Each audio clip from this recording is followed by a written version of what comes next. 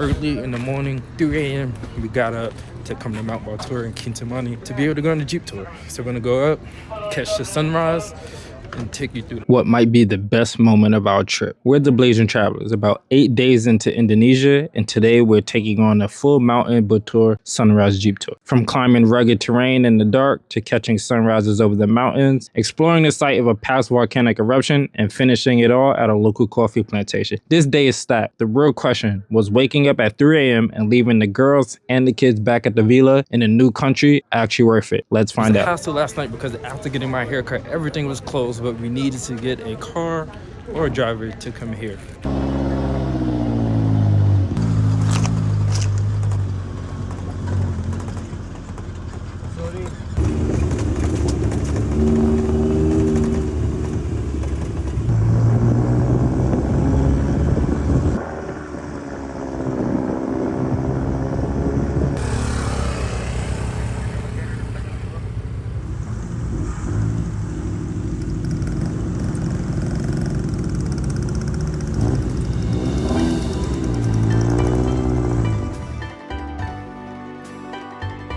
Alright, so as you can tell behind me, we made it to the top of the mountain. We got here around 5:10. Currently, it is going to be about 5:59. So he told us the sun was gonna rise at 6:20. And honestly, it started to peak up behind the mountains and stuff at like 5:47. So 5:10 we got here. He asked to take photos. Good tour guide so far. So we took photos, and then he got us at breakfast just now. I set up my Insta360 for a time lapse, but you have tons of people, like you can see behind me, taking photos and stuff like that. Right, this is the Instagrammable spot here in Bali. Obviously, for more of the outdoor trekker kind of people. There were people trekking up the mountain. Actually, I was surprised in the total darkness while everybody else had Jeeps and stuff. But yeah, we're waiting for the sunrise. It's beautiful so far. I can see the lake that's down there, which is the largest lake either in Bali or in Indonesia. I'm not sure. And yeah, so I guess we got 20 more minutes till it fully comes up, and then afterwards we're gonna head to the Black Lava Rock area, and then maybe a coffee plantation. We'll see.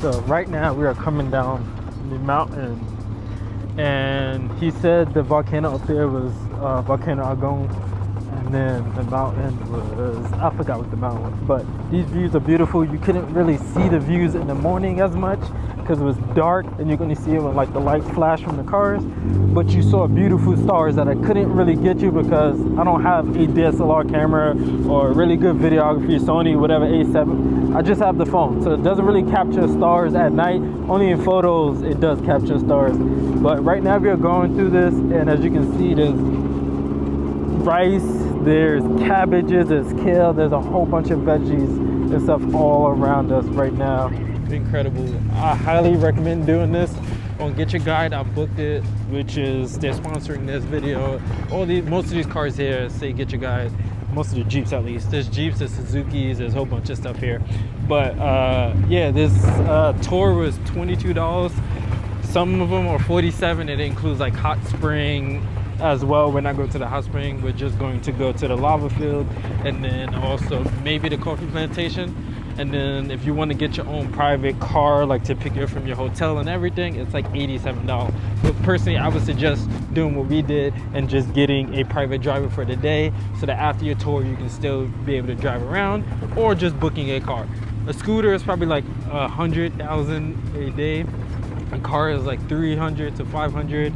If you can drive, that's probably the better option, so you can have time to explore. But if you want to do the full tour, private pickup from Ebook to here is about an hour, so it could cost you $300, $400 for grab one way, so that adds up over time, especially if you want to stop in between. So, and then it's like $50, maybe $70 for round trip transfer, so that's too much with budget travelers. So we just got a private driver. He's waiting for us at the start, and then when we're done, we're gonna go back, get the girls, get the kids, and then continue on with our... By the way, I didn't talk about it much, but I got my hair cut at a Wood Barbershop.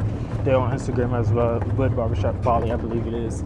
It was $150 for a head massage, for a shampoo, for a cut, the beard lineup and everything, which isn't bad.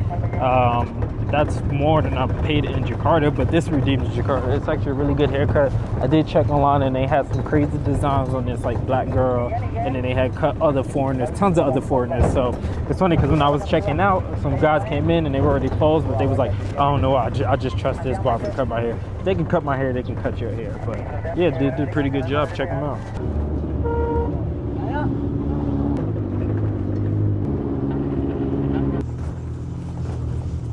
Made it to the lava field. I feel like I can finally redeem Cat's mistake and give me my lava rock. Even though this isn't a fresh lava rock, I'm still gonna grab it. We just gotta go back to Iceland. But yeah, this happened in 1963, the last eruption. I think it erupted in 1863 and then like 1963, so maybe 2063, I don't know. But yeah, so volcano rocks. Now they were selling pieces of volcanic jewelry up there and a little bit of silver in it. 50,000, that's not too bad. It's like $3.20, $3.15. But I realized like I'm coming up here so I could just grab a rock. I don't know if that's allowed, but I'm gonna do it. No one said not to, so. But we're up here, it's amazing views. I wish my drone didn't die because I would be flying it right now, but we're just gonna have to get through with pictures.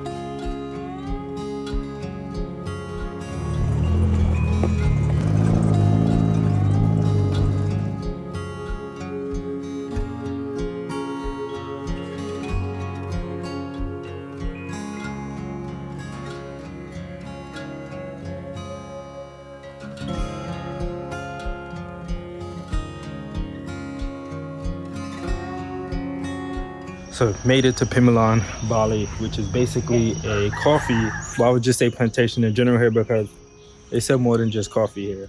It is mainly going to be coffee. They sell cacao, cinnamon, cassava, ginger, turmeric, white pepper, black pepper, you name it.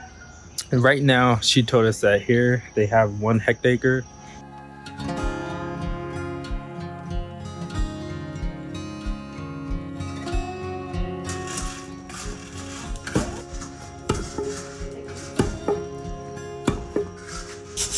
Fun powder.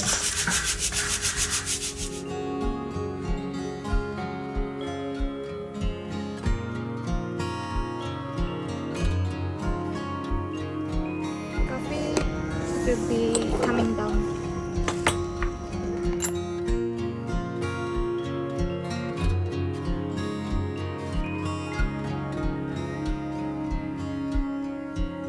We just had a coffee flight and tea flight, and I just had some Luwak coffee. So basically this is coffee that a civet done pooped out, and never thought I'd be drinking this, but you know, my black folks, we eat intestines and chitlins, and Asians eat it too, you know, barbecue, Korean barbecue.